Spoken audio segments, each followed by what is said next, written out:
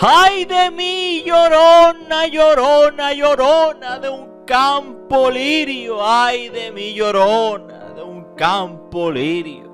El que no sabe de amores, llorona, no sabe lo que es martirio. Eso cantaba Ángel Aguilar. Así que la canción La Llorona describe una historia de amor y también de dolor que se popularizó en los tiempos de la Revolución Mexicana, aunque se dice que sus orígenes podrían remontarse a la época prehispánica. Y así también era el título que Ramón Peón le daba a la película de terror La Llorona. Ese título que se convertiría en un referente internacional para los amantes del cine. Y era que precisamente México se convertía en un referente del mundo a comienzos de los años 30. Consciente de ello, el Hollywood del agotamiento argumental fue a buscar a los grandes filmes de la pantalla de su país vecino, México. Así que literal como la canción, la película también es mexicana. Y La Llorona ha tenido también su propia saga. La herencia de La Llorona, película del 47, o El grito del 59, y La maldición de La Llorona en el 63.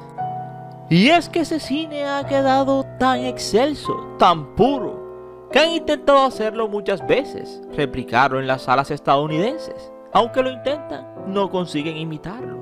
Y es que esa Llorona clásica, sin efectos especiales, y que llega a asustar más de lo que se cree.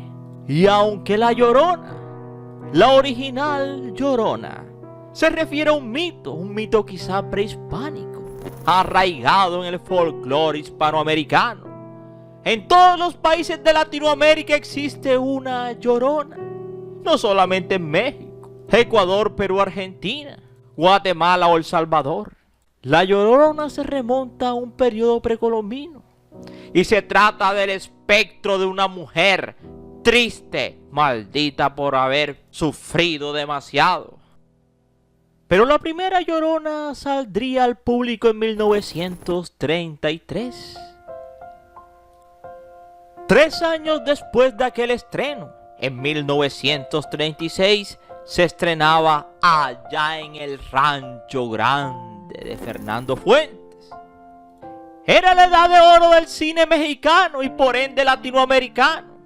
Ese mismo cine que se prolongó a lo largo de 20 años. Allí una joven rubia, Miroslava Sternova, más conocida como Miroslava Stern, la nacida en Praga en 1926. Su primera película llegaría 13 años después de La Llorona. Sería Bodas Trágicas, su primera película interpretativa. Luego siguió 5 rostros de mujer. Y por supuesto, la recordadísima A Volar Joven. Allí actuaría junto a Cantinflas y Ángel Garaz, la hermosa Miroslava. Ella siempre quiso vivir al límite, porque quizá el límite era quizá su premonición. Esa premonición que tenía y que la mantuvo siempre al borde del abismo. El 9 de marzo de 1955, desesperada por un desengaño amoroso. Ese desengaño, ese que nunca llegó a saberse a ciencia cierta si por Cantinflas o por Luis Miguel Dominguín, tomaría una terrible decisión y esa última acción de su vida la llevaría al otro mundo. Solo contaba con 29 años y la conmoción que provocó en todo un país fue mayúsculo. La esperaban en el rodaje de una película que habría de titularse No es posible la luna conmigo. Y yo diría que tampoco las estrellas. Como ella era la protagonista, aquella cinta nunca se acabó. Proliferaron los rumores. Se publicó miles y miles y ríos de tinta en los periódicos. Su público la quería tanto que se especuló con la idea de que fue sustituida por otra actriz, Ninón Sevilla, en las fotos que se tomaron con anterioridad al levantamiento de los restos de Miroslava. No mostraba esa pose que resta el último movimiento antes de perecer. Parecía que fuese una película irreal, pero todo era muy real. Y por eso, muchos años después de que ella pereciera, don Luis Buñuel, el famoso director, para quien ella hizo el papel de Lavinia, de la película Ensayo de un crimen del 55, última película de la actriz, habría de recordar en sus memorias, titulada Mi último suspiro del 82, y entre comillas decía una parte del libro: en una de las secuencias, Ernesto Alonso, el actor principal, quemaba en un horno a un maniquí que prácticamente parecía mucho a Miroslava. Muy poco tiempo después terminaba el rodaje y Miroslava partía. Así que Buñuel nunca ocultó su sorpresa a tan dantesca coincidencia. El final de Miroslava era parecido al de la película. Así que un final trágico para la hija de una familia acomodada y rica y bendita con una belleza que se hacía notar, Miroslava. El futuro de la joven Miroslava tenía trazas de cuento de hadas, pero que tenía finalmente una historia final trágica. Así que si quieres saber un poco más de esta mujer marcada por la fatalidad, te invito a que te sientes, a que te relajes y que disfrutes del siguiente video. Somos 007 Ernie Videos, tu mejor opción. Y gracias por preferirnos. Recuerda que cada día somos más y que tú eres nuestra estrella. Mis estrellas. Y no se les olvide suscribirse, compartir y darle like. Mis estrellas.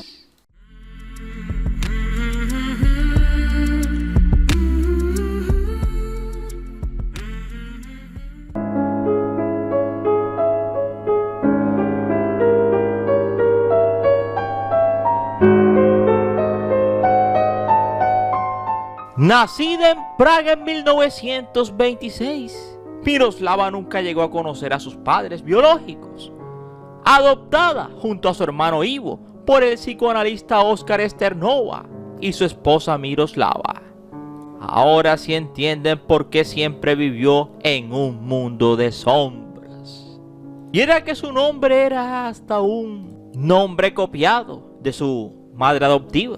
Sin embargo, ella quiso tanto al doctor Sternova y a su hermano Ivo, que fue a ellos a quienes dejó dos de las cartas que se encontraron junto a ella el día en que pereció. Bendecida con una belleza única que se hacía notar donde quiera que fuere, el futuro de la joven Miroslava tenía trazas de cuento de hadas. Todo lo contrario le guardaba una historia de terror. Esa historia comenzó en el segundo insuceso bélico mundial, cuando el Reich puso en marcha su ambicioso plan de conquista. Los Stern fueron recluidos en prisión, lograrían escapar y llegarían a México en 1941. El padre mandó a Miroslava a estudiar inglés a Nueva York, su padre adoptivo, el médico psicoanalista. Datan de entonces sus primeras tentativas para la actuación. En el 45 perecía su madre adoptiva y pionera de su nombre, Miroslava. Fue un dolor inmenso para ella. En el cine debutaría en el 46, a los 21 años.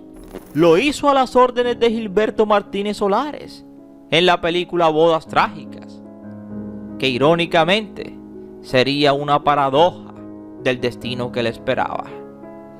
Ese mismo año, 1946, se casó con Jesús Jaime Gómez Obregón, de quien se separó a los pocos meses.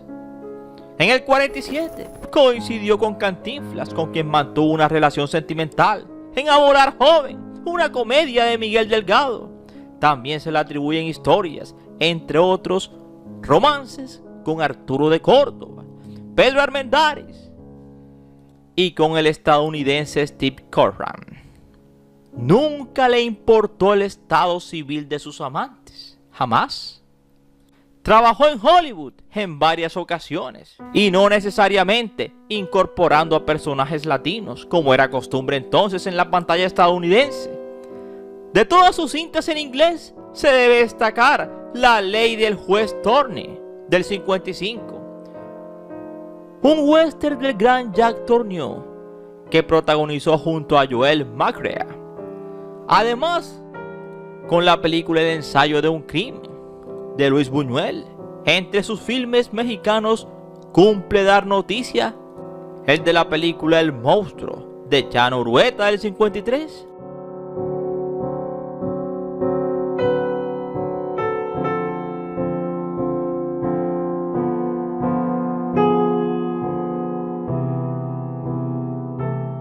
Cuando Miroslava llegaba a México, hablaba muy poco español y con una timidez paralizante. Sin embargo, era ese estilo suyo, tan contrastante con el de la época, lo que la llevó a convertirse en reina del baile blanco y negro en el Country Club de la capital mexicana, y a hacer sus primeras pruebas cinematográficas. Llamaba la atención la blancura de su piel y la forma almendrada de sus ojos, por lo cual la timidez tuvo que quedar atrás. Con una aparición en la película Bodas Trágicas, Miroslava poco a poco iba ganando más de lo que ganaba su padre adoptivo como psicoanalista. Así hizo papeles pequeños en el 46 y en 1947 obtuvo su primer papel importante al lado de Mario Moreno Cantinflas en la cinta A Volar Joven, lo que cambió su vida para siempre. Tenía 21 años y para ese momento ya era divorciada. Se había divorciado a los 20. La relación entre Miroslava y Cantinflas era discreta. Además, ella reunía todas las características que más atraían al mimo de México. Era rubia, europea, refinada, una réplica perfecta y más joven y estilizada de su propia esposa, la rusa Valentina Ivanova, y de su amor frustrado, la aristócrata Natasha Hellman, esposa de su socio, Jack. Para ella, Mario era una fuente de seguridad, alguien con quien podía confiar en sus ansiedades, sin encontrar presión o juicio, sino consuelo. Sin embargo, la relación más sonada y la pública la tenía con Luis Miguel Dominguín, quien más tarde sería el padre de Miguel Bosé, a quien ella, Miroslava, había conocido en 1954. Y era que Dominguín, el célebre torero, siempre estuvo rodeado de bellezas. Había sido amante de Ava Gardner, la despampanante ex esposa de Frank Sinatra, pero al mismo tiempo que se veía con Miroslava, frecuentaba a Lucía Bosé, ex Miss Italia, y actriz de cine, quien había alcanzado la fama internacional con la película Las Amigas de Michelangelo Antonini, clásico. En diciembre del 54, Lucía quedó en estado de gestación, embarazada de su primera hija. Y el 1 de marzo del 55, Dominguín se casó con ella. Al no haber roto formalmente con la actriz, Miroslava tuvo muy mal presentimiento y tomó también mal la noticia, que la supo por boca de Cantinflas. La noche en que partía se había puesto un elegante negligé de seda y encajes. Se peinó y maquilló con esmero. Luego, paso seguido, escribió 3 cartas, una de ellas dirigida a su padre y otra a su hermano. Luego, se acostó en su cama. Era claro que ella se había enredado con Miguel Dominguín por despecho, porque el hombre a quien ella amaba era Cantinflas, ese mismo que le prometió divorciarse de su mujer para contraer matrimonio con ella, pero nunca se lo cumplió. Fue un cobarde que por 7 años jugó con los sentimientos de Miroslava. Por eso, cuando ella se dio cuenta del engaño, se hundió en un profundo lago de tristezas y depresiones, de la que nunca se recuperó. El 9 de marzo de 1955 fue el día en que expiró Miroslava en la Ciudad de México a la edad de 29 años. Y esperamos que te haya gustado este interesante video, no sin antes decirte gracias por preferirnos. Y recuerda que cada día somos más y que tú eres nuestra estrella, mis estrellas. Esas que tanto quiero, sueño y sé que ellas me quieren a mí.